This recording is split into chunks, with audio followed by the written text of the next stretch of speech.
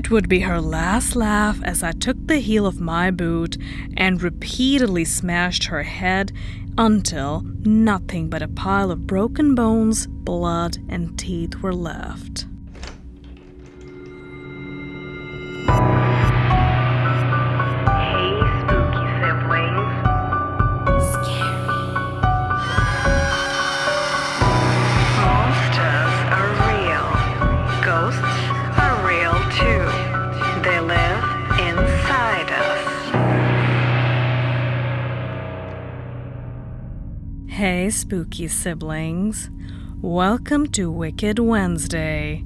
My name is Red. And I'm Polty. And this is Left on Red. To celebrate the Halloween week, we bring you Black Widow of Hazel Green by Kooper. Ready, Polty? Yep. Let's jump in. It's Halloween weekend. My friend Kayla and I have plans on visiting the Dale Mansion. It's a local place that has a violent history. We received a flyer in the mail inviting us to take the first annual Halloween tour.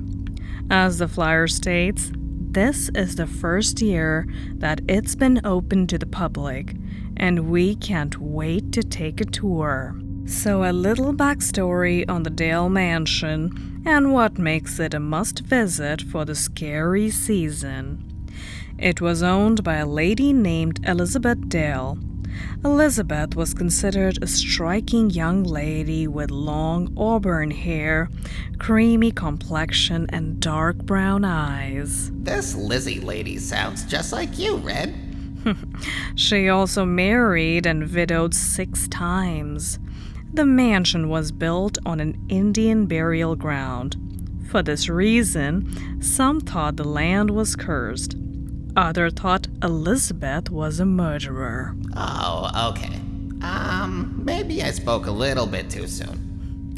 There is even a song by Shane Adkins that goes along with this local lore, with eerie lyrics and a country vibe that makes it perfect for an Appalachia folktale like the Black Widow of Hazel Green. I thought that place burned down a long time ago, Kayla says. Well, obviously not, since we're about to take a tour of it. I responded, hurry up and get ready. I want to be the first in line. We are full of excitement as we hit the road. The windows are down to let in the cool fall air. We're headbanging as Living Dead Girl by Rob Zombie plays from the speakers the entire way there. Classic. We pull up to the old mansion. Some windows are boarded up. The paint is faded and chipped. The exterior is ravaged by time. The old house is beautiful in an antique sort of way. We were the first to show up, and what seemed to be the only people to show up. An African-American lady waited for us on the steps of the porch. We were led to the front door and into the foyer, where we are instructed to wait for our tour guide. What about admission? I asked the nice lady that led us to the foyer. This one is on us, she responds before turning around and walking back out the front door. Uh-oh. Red flag number 1. There ain't no such thing as a free lunch. I'm not going to argue against a free tour, so we wait patiently. After only a few minutes, a lady appears. Her appearance fit the late 1800 time period Elizabeth lived in. A full-length, light blue dress with dark blue accents. Multi-puffed sleeves that hung off her shoulders. Her fiery red hair curled up into a ball. I'm your tour guide for today, and in some instances, I will be playing the part of Miss Elizabeth herself. As you will see, we offer much more than just a tour. You get a show.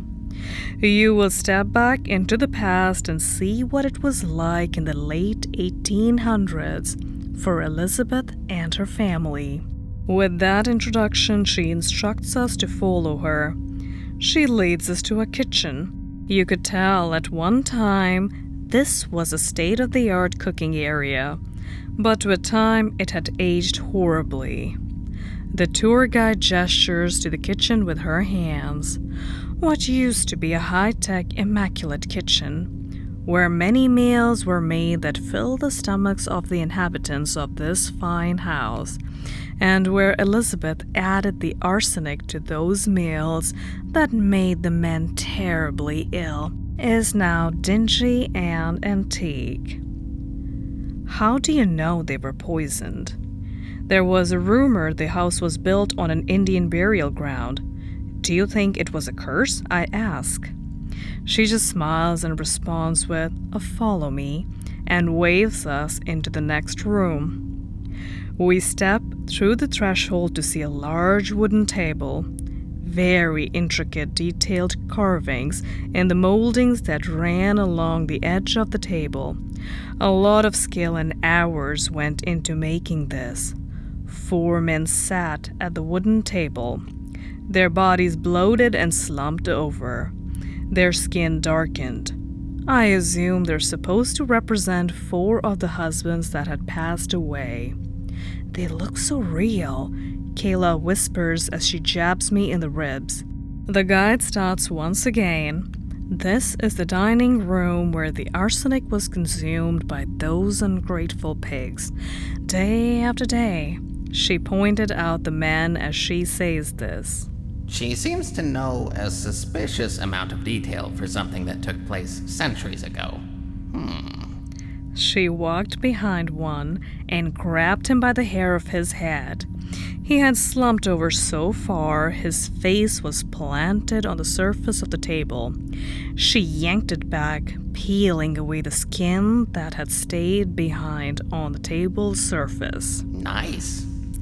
The sound of decaying skin ripping away from the muscle made me queasy, even though I knew it wasn't real.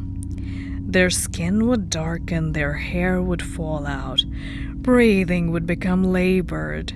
She pauses for a moment, her eyes rolled up and to the left, like she is trying to figure out what to say next.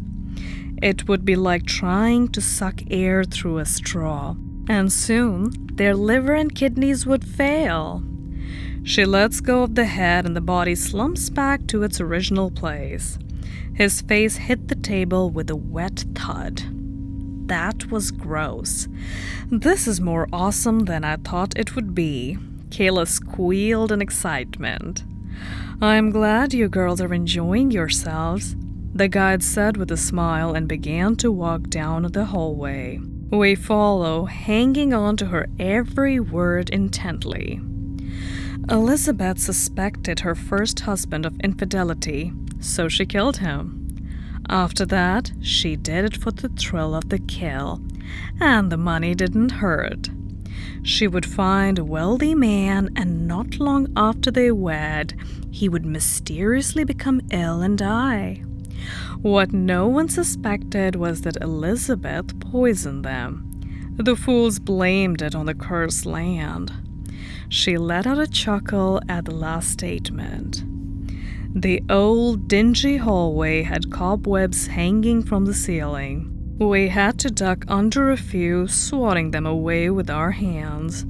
Nothing worse than getting cobwebs in your hair. Suddenly, I felt a sharp pain in my foot.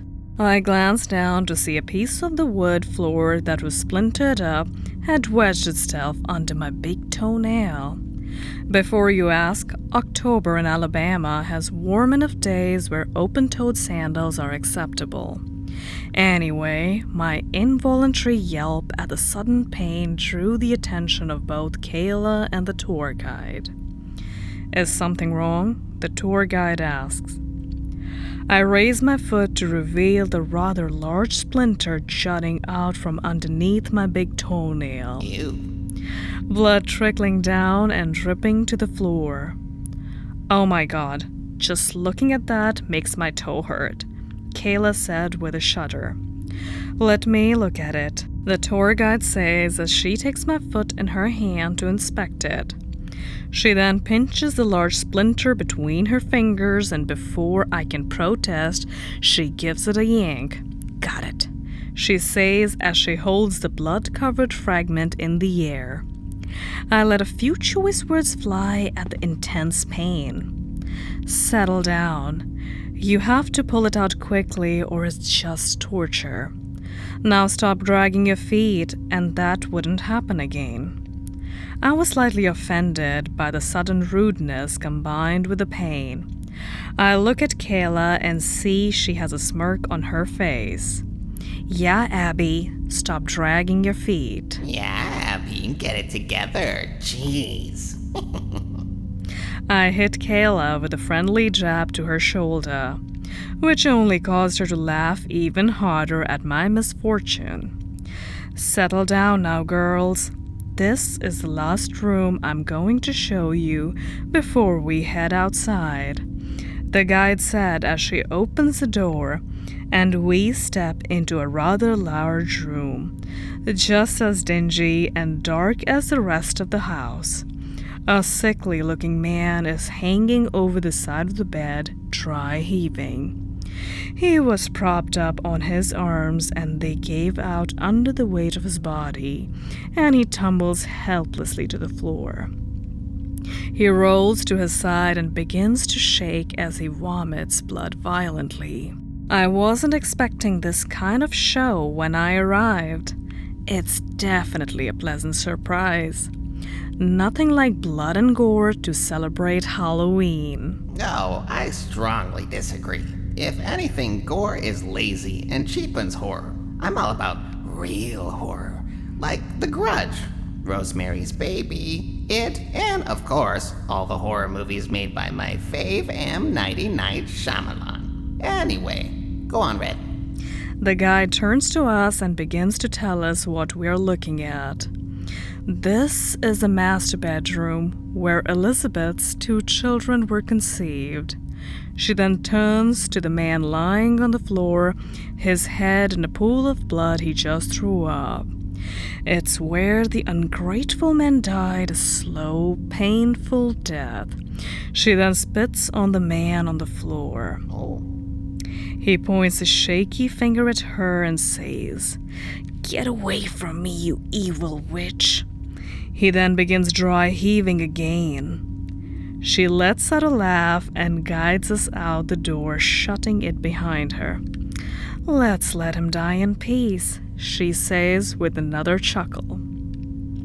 As she guides us outside, I let her know how much we are enjoying ourselves. This is really much more than I expected. I thought we would get a tour of the house, learn a few fun facts, and that would be it. But the blood and gore are an amazing touch. The interaction between you and the guy in the room, you really seem to hate each other with a passion. "Maybe I should pursue an acting career," the guide says with a wink. Before long, we find ourselves standing in front of a separate building from the house. It's big compared to my standards, but compared to the mansion we had just left, it was a hut. "This is the slave quarters," the guide says as she reaches for the door and pulls it open. She then freezes as she steps across the threshold and lets out an audible gasp. We quickly see what has caused the tour guide's sudden shock. A man and a woman are tangled up in one of the slave bunks, embraced in each other's arms. "How could you do this to me?" the tour guide screams. The man turns around in surprise. "Elizabeth," is all he manages to say. Elizabeth begins to scream at the man again. "How could you do this to me? How can you take our marriage and throw it away down the drain like this, and with a slave? Why?" "I'm so sorry, sweetie. There is something you should know." He pulls the other woman in close. "We're in love." The age-old "we're in love" line. I'm sorry it had to be this way, the man continued. The other lady looks up at him with a smile and caresses his cheek with the back of her hand. This enraged Elizabeth as she storms out of the building. The man walks up to us and says, "You girls should leave now." Elizabeth gets violent when He doesn't get to finish his sentence as a large rock collides with the side of his skull wielded by Elizabeth. Blood splatter hits my face and a coppery taste fills my mouth, and I immediately begin to gag as some of the blood splatter went into my mouth. Okay, I really need to know, what's the budget for this tour? This is like a full-on production. There's makeup, special effects, Oh my god. Is this all happening for real, for real? The man collapsed to the floor with a giant gash on his head. I grab Kayla's arm. We need to go. Why? It's getting good, Kayla responds. It's real. The blood is real. Some got in my mouth. It's definitely not fake blood. We need to leave now. You can't be serious, Kayla says, with a now slightly worried look on her face. Elizabeth straddles the man and repeatedly hits the man in the head until his head splits open like a jack-o'-lantern that just met the business end of a baseball bat on Halloween. Happy Halloween. Indeed. Elizabeth turns to the slave and grabs her by her hair and pulls her over to the deceased man and tosses her on top of him. Bury him and do it quickly before you join him. Ooh, yikes. Hell hath no fury like a centuries-old spirit scorned. On that note, we should have Lizzie on The Real Housewives of Ghostlanta. She will boost the drama. Elizabeth turns to us. She looks different than before. She looks older. She has heavy black around her eyes. Her skin went from a clear, creamy complexion to pale blue. Her perfectly smooth face is now chapped and cracked. A piece of her skin dangled from her face, exposing her cheekbone and upper teeth. She looked at us with decaying white eyes, but you could still see the hate and rage behind them. Kayla and I turn and run out of the door.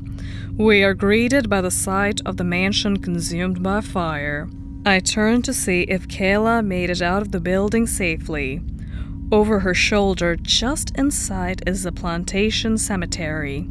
All 6 of the men from the tour emerged from the trees, walking toward us with their tattered clothes and bloated bodies, looking as they have been dead for decades. Elizabeth burst through the door with a crazed look on her decaying face. "Where are you going, girls? The real fun has just begun." She lets out a wicked laugh.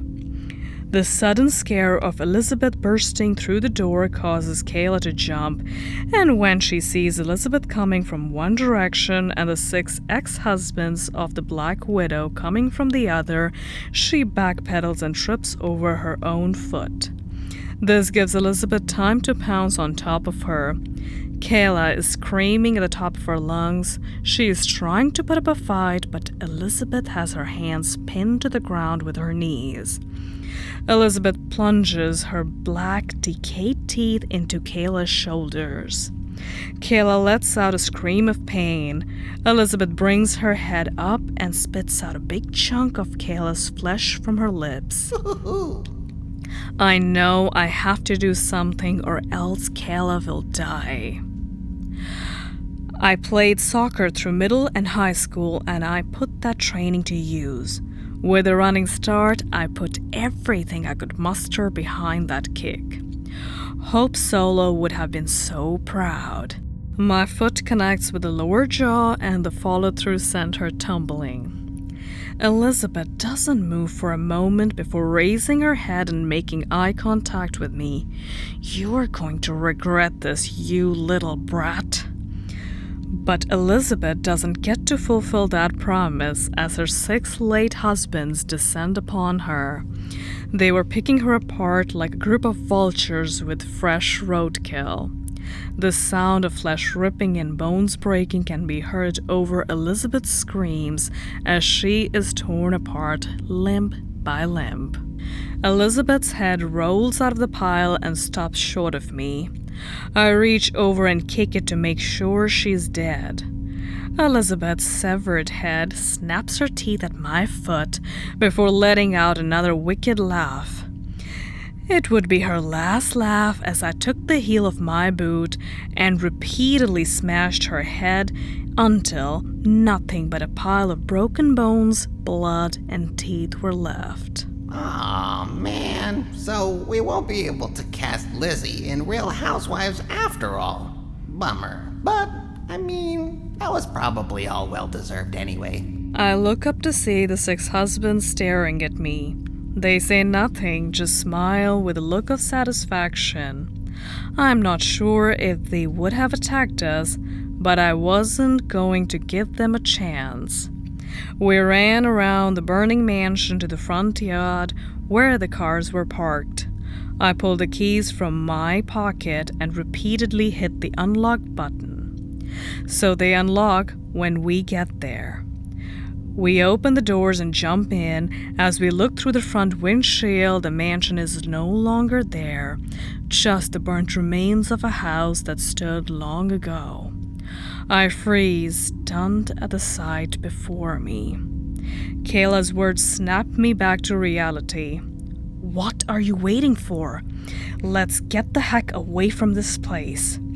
I speed down the dirt road and the tires screech as I never let up when I turn onto the paved road. I speed away and we never look back in fear of seeing a ghostly black widow chasing us down the street, or God forbid, sitting in the back seat. That crossed my mind a few times, but I could never gather the courage to turn around. We relax a little as I pull into my driveway and park. My hands were still shaking from fear. No one will ever believe us, Kayla says. She pulls up her shirt sleeve down to show a nice chunk of her skin missing. Am I going to turn into a zombie now? Pretty sure Elizabeth was a ghost, not a zombie. I don't think that's how that works, I say as we both let out a chuckle. We sit in silence for a minute before I turn to Kayla. Let's just promise each other we will never go back to that place. You don't have to tell me twice, Kayla responds. Kayla got away with several stitches and a week worth of antibiotics to keep from getting an infection. I didn't sleep much that night, as you can imagine. The next day, another flyer comes in the mail. It has a picture of the old house from long ago. There is a big, bold text across the bottom of the page. Thank you for visiting Dale Mansion. We hope you enjoyed your visit. We enjoyed having you and hope to see you again soon. Uh-oh. And that was Wicked Wednesday, Spooktober edition. My name is Red, and this is Left on Red. If you like this video, don't forget to like and subscribe, and press the bell notification button so that you get notified every time Polty and I upload a new video. Until next time.